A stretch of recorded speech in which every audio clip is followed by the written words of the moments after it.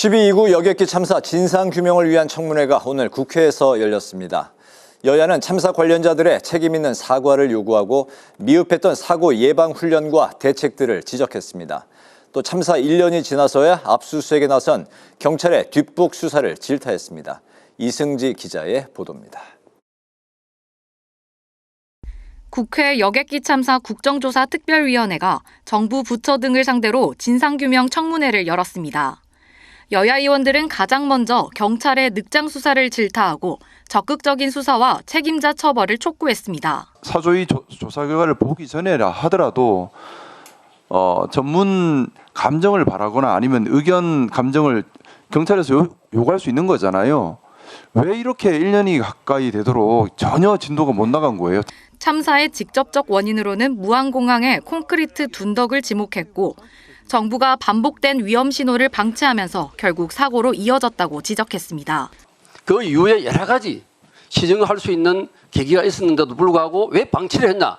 책임을 방기한 참사의 공범들이 누구인지를 밝혀내는 게 이번 국정조사 특위가 해야 될 역할이고, 여야 의원들은 콘크리트 둔덕 설계 변경을 승인한 책임자들과 보안 요구에 응하지 않았던 국토부 책임자, 그리고 로컬라이저 개량 공사 당시 상판을 추가한 책임자들까지 반드시 밝혀내 처벌해야 한다고 강조했습니다.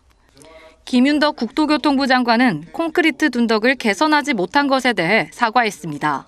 그 둔덕 문제에 대한 여러 차례에 걸쳐서 그 규정을 개선할 수 있었음에도 불구하고 그게 제대로 되지 못했다고 하는 점에 대해서는 국토부 장관으로서 뭐라 할 말이 없을 정도로 저는 잘못된 일이다 이렇게 생각하고 있습니다.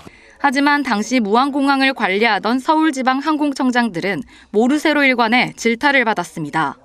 그 당시에 저희 간부들하고 아침에 티타임을 할 때 한 번도 로컬라이즈에 관한 문제가 제기된 제 기억에는 없습니다. 그렇습니다. 예. 이 밖에 여객기의 양쪽 엔진 작동 불능 시 착륙 훈련을 전혀 실시한 적이 없었고 조류 충돌 예방 대책 역시 부족했다는 지적도 나왔습니다.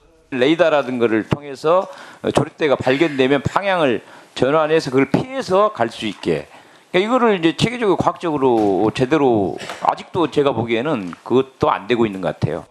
김윤덕 국토교통부 장관은 전파 탐지기를 통해 과학적 시스템을 도입했고 교육 훈련 과정 역시 강화된 방침을 운영하고 있다고 밝혔습니다. 한편 국조특위는 오는 27일 진상조사 결과 보고서를 채택하고 이달 말 활동을 종료합니다. 그리고 국토교통부 소속이던 항공철도 사고조사위원회는 다음 달부터 국무총리실로 이관될 예정입니다. 국회방송 이승지입니다.